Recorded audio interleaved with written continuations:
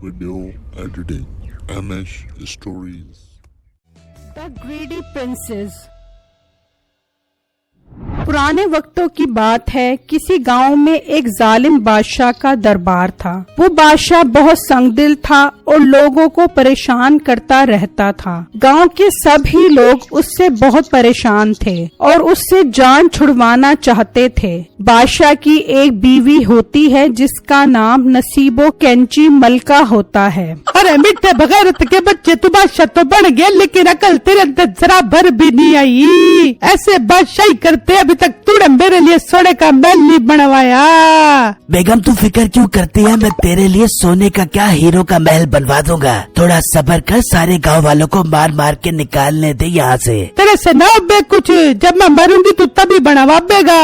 अरे वाह बेगम, नेक काम में देर कैसी। तू अभी मर, मैं तेरे लिए हीरे मोती का महल बनवाऊंगा। लाला तेरी शक्ल पे मनुष्य इंसान, तेरे से ना बेगा कुछ भी, तू चूड़िया पहन कर बैठ जा। उस गांव में बिट्टू और रॉकी नाम के दो भाई रहते थे जो मीठे की वजह से बहुत तंग थे। बिट्टू भाई, अगर हमने मीठे बादशाह को वो हीरा ढूंढ कर ना दिया तो वो हमें नहीं छोड़ेगा और हमारा घर भी जब्त कर लेगा।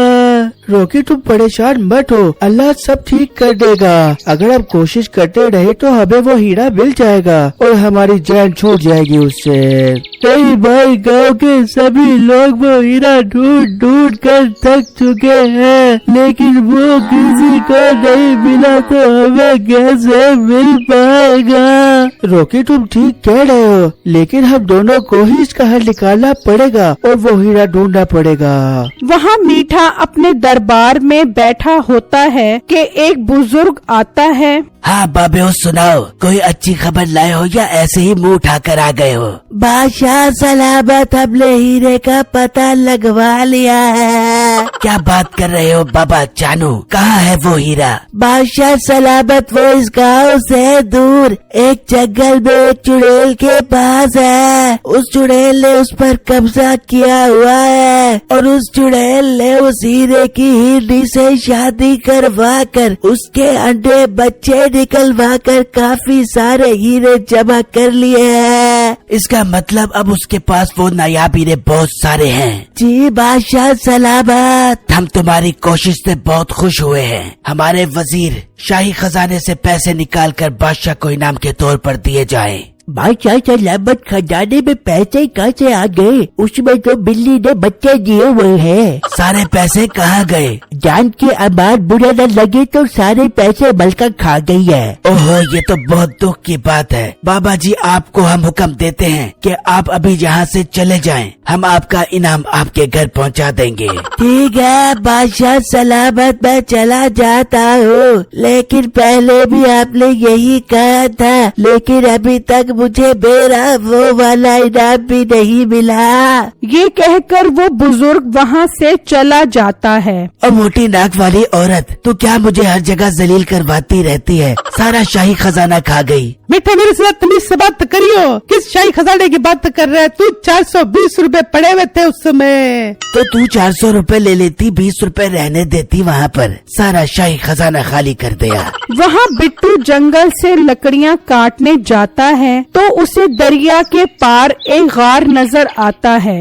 यार ये गाड़ कैसा है? मुझे इस गाड़ के पास जाना चाहिए, लेकिन मैं इस दरिया को कैसे पार करूँ? बिट्टू अभी ये सोच ही रहा होता है तो दरिया से एक बुजुर्ग निकलता है। बाबा जी, आप कौन हो? बेटा, मेरे बारे में क्या पूछते हो? तुम यहाँ हीरा ढूंढने आए हो ना? बाबा जी, आपको हीरे के बारे में कैसे पता चला? बेटा, तुम इस बात को छोड़ो, वो हीरा उस गार में है। बाबा जी, मुझे दरिया पार करवा कर उस गाड़ के पास ले जाओ ताकि मैं वो हीरा हासिल कर सकूं। ठीक है, तुम मेरे कंधे पर बैठ जाओ, मैं तुम्हें उस दरिया के पार ले जाऊंगा। फिर बिट्टू उस बाबा जी के कंधे पर बैठ जाता है। तो जैसे ही वो दरिया के दरमियान में आते हैं, बाबा बिट्टू को दरिया में उतार कर बाहर आ जाता है। अब बेटा तुम इस दरिया में रहो, मैं अपने घर जा रहा हूँ। बाबा जी मुझे बाहर निकालो, मैं यहाँ से हिल नहीं पा रहा। नहीं, अब तुम इस दरिया से नहीं निकल सकते जब तक कोई और तुम्हारे कंधे पर ना बैठ जाए। तुम उसे दरिया में छोड़ोगे तब ही तुम निकल पाओगे। ये कहकर वो बाबा वहाँ से चला जाता है और रात होती है। तो रॉकी बहुत परेशान होता है कि बिट्टू अभी तक घर नहीं आया। वो परेशानी में मीठे बादशाह के पास जाता है। हाँ रॉकी, क्यों आए हो तुम? बादशाह सलामत, सारा दिन गुजर गया है लेकिन मेरा भाई बिट्टू अभी तक घर नहीं आया। मैंने उसे हर जगह ढूंढ लिया है। मीठे ने रॉकी को परेशान देखा तो उसके दिमाग में एक आइडिया आया। रॉकी, तुम्हारा भाई हमारे कब्जे में है, हम उसको एक ही शर्त पर आजाद करेंगे जब तुम वो हीरा ढूंढ कर लाओगे। बादशाह सलामत, मैं अपने भाई के बगैर मर जाऊंगा, मेरे भाई को आजाद कर दो। रॉकी, तुम वो हीरा ले आओ और अपने भाई को आजाद करवा कर ले जाओ। वो हीरा जंगल में एक हार में पड़ा है, उसको ले आओ और अपने भाई को ले जाओ यहाँ से। ठीक है बादशाह सलामत, मैं जाकर वो हीरा लेकर आता हूँ। फिर रॉकी महल से चला जाता है तो नसीबो कैंची कहती है, अरे वाह बेटे, तेरे शैतानी दिमाग में क्या कमाने की आइडिया आते हैं। अरे बेगम, तेरा शोहर कोई आम बंदा है भला? तू अब देखती जा मैं करता क्या हूँ। फिर रॉकी जंगल से होकर उस दरिया के पास आता है तो उस दरिया में बिट्टू होता है। बिट्टू भाई, आप यहाँ कैसे आए? मीठा तो कह रहा था कि आप उसके कब्जे में हो। फिर बिट्टू रॉकी को सारी बातें बताता है। भाई फिर एक काम करते हैं, मैं अपनी कुर्बानी दे देता हूँ ताकि आप दरिया से निकल सके और घर से वो हीरा लेकर आ सके।